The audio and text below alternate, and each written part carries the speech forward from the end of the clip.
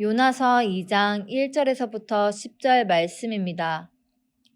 요나가 물고기 뱃속에서 그의 하나님 여호와께 기도하여 이르되 내가 받는 고난으로 말미암아 여호와께 불러 아뢰었더니 주께서 내게 대답하셨고 내가 스올의 뱃속에서 부르짖었더니 주께서 내 음성을 들으셨나이다.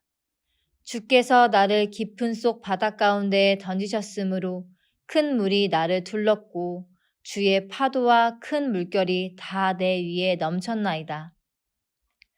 내가 말하기를 내가 주의 목전에서 쫓겨났을지라도 다시 주의 성전을 바라보겠다 하였나이다. 물이 나를 영혼까지 둘러싸우며 깊음이 나를 애워싸고 바다풀이 내 머리를 감쌌나이다. 내가 산의 뿌리까지 내려갔사오며 땅이 그 빗장으로 나를 오래도록 막았사오나 나의 하나님 여호와여 주께서 내 생명을 구덩이에서 건지셨나이다. 내 영혼이 내 속에서 피곤할 때 내가 여호와를 생각하였더니 내 기도가 주께 이르렀사오며 주의 성전에 미쳤나이다. 거짓되고 헛된 것을 숭상하는 모든 자는 자기에게 베푸신 은혜를 버렸사오나 나는 감사하는 목소리로 주께 제사를 드리며 나의 서원을 주께 갚겠나이다.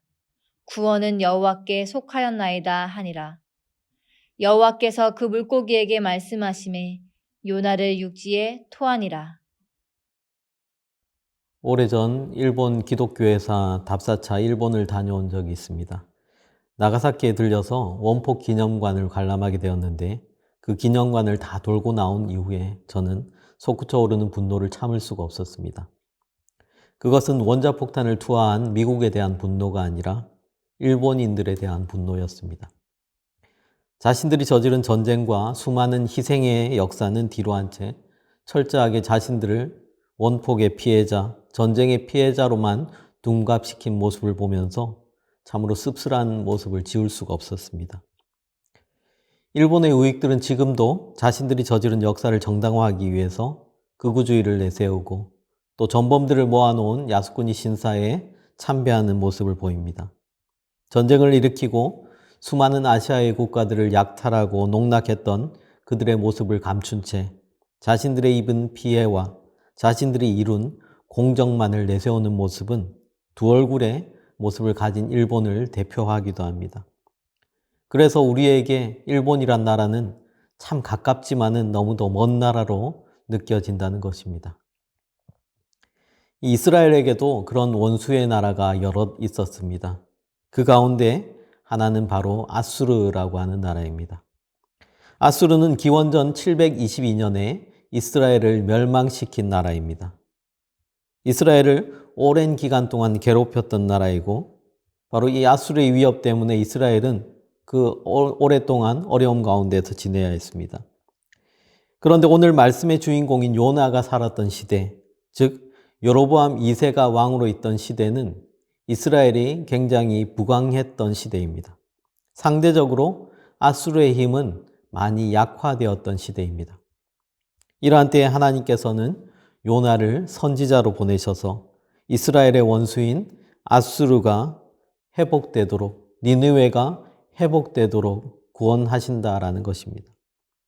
왜 요나가 그토록 니느웨로 가기 싫어했는지를 알 수 있는 대목입니다. 요나는 하나님의 말씀을 거역하고 아수르의 수도 니느웨가 아닌 다시스로 가는 배를 타게 됩니다. 불순종한 요나는 풍랑을 만나서 그 풍랑의 책임을 지고 바다에 던져지게 되죠. 지중해 한가운데 던져진다라는 것은 반드시 죽는다는 것을 의미합니다.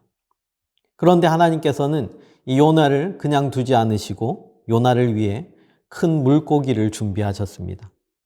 그 물고기가 요나를 삼키고 요나는 물고기 뱃속에서 살아남게 되었습니다. 왜 하나님께서 요나를 죽게 내버려 두시지 않았을까요? 그것은 요나에게 맡기신 분명한 사명이 있었기 때문입니다. 하나님께서는 우리 각자에게 맡겨주신 사명이 반드시 있습니다. 그리고 그것을 이루기 전까지는 결코 버리거나 죽음에 내버려 두시지 않는다는 것입니다. 아프리카의 개척자이자 위대한 선교사였던 리빙스턴이 이런 말을 남겼습니다. 사명자는 결코 죽지 않는다. 그는 아프리카 밀림에서 복음을 전하다가 사자에 물리기도 하고 말라리아에 걸려서 여러 번 사경을 헤매기도 했습니다.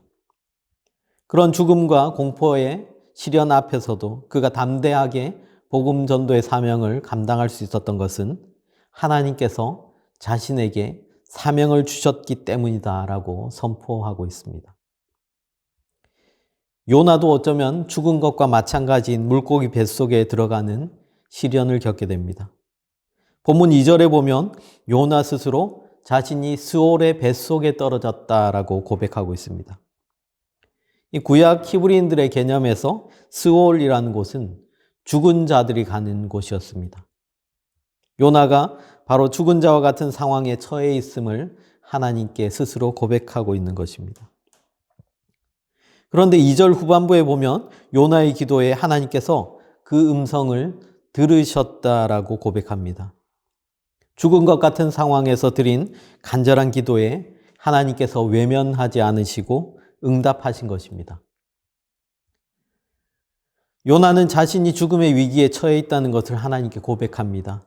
그러나 그가 분명히 깨달은 것은 자신이 하나님의 말씀에 의도적으로 불순종했으며 그로 인해 자신이 이런 고난을 당하고 있다는 것을 스스로 알고 있다는 것입니다.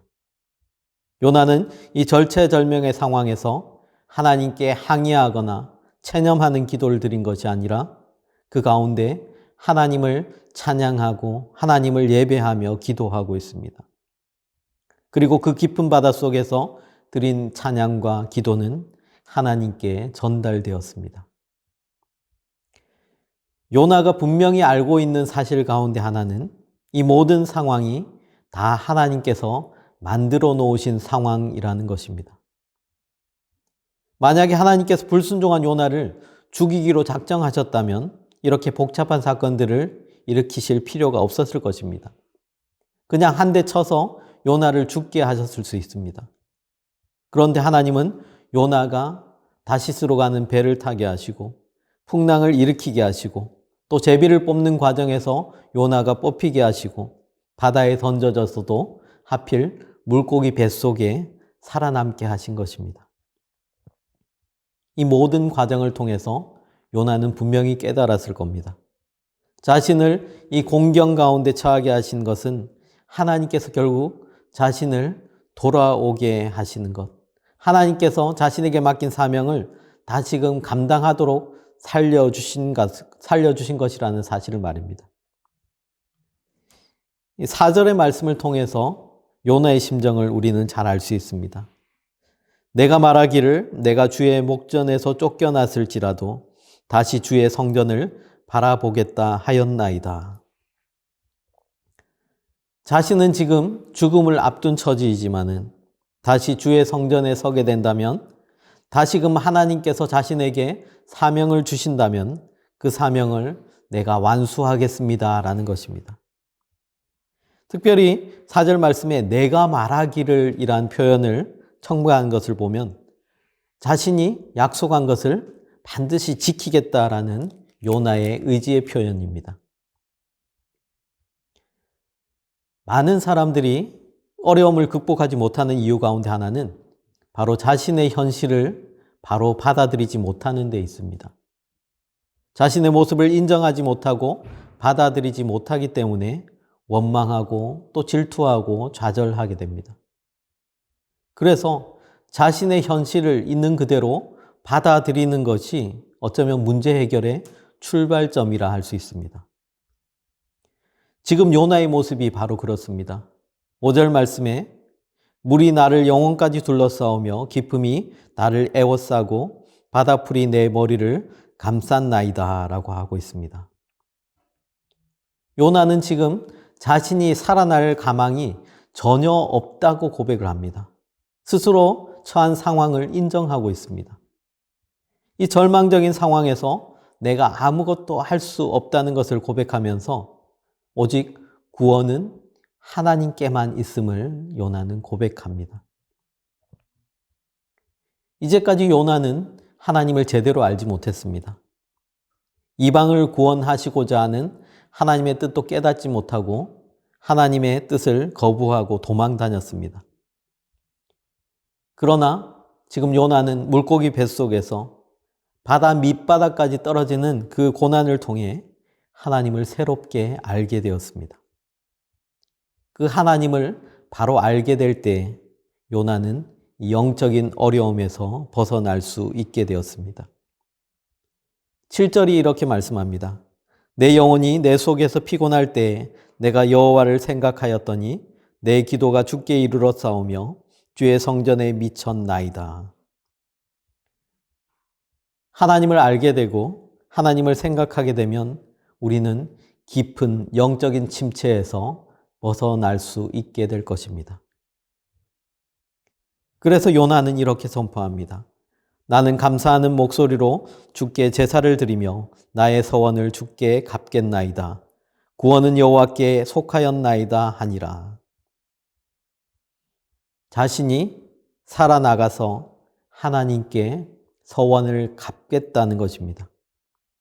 하나님이 그에게 깨달음을 주셨기 때문에 이 물고기 뱃속에서 살아나가는 것도 하나님이 반드시 책임져 주실 것임을 믿었습니다. 이 모든 상황을 만드신 분이 하나님이시기에 이 상황을 벗어나게 하시는 분도 하나님이심을 요나는 분명히 믿었습니다. 그 요나의 믿음대로 하나님은 그를 살려주셨습니다. 참 말도 안 되는 이야기 같아 보이지만 물고기가 요나를 육지에 토해내어서 그는 기적과 같이 살아 돌아왔습니다. 하나님은 요나에게 다시 한번 이방을 향한 선지자의 사명을 감당하도록 그를 다시 니느웨로 보내십니다. 오늘날 우리가 처한 상황이 마치 물고기 뱃속과 같은 절망적인 상황일 수 있습니다. 그러나 하나님은 우리가 아무리 하나님의 말씀에 불순종하고 거부한다고 하여도 우리를 그냥 두지 않으시고 반드시 다시 살아나게 하실 것입니다.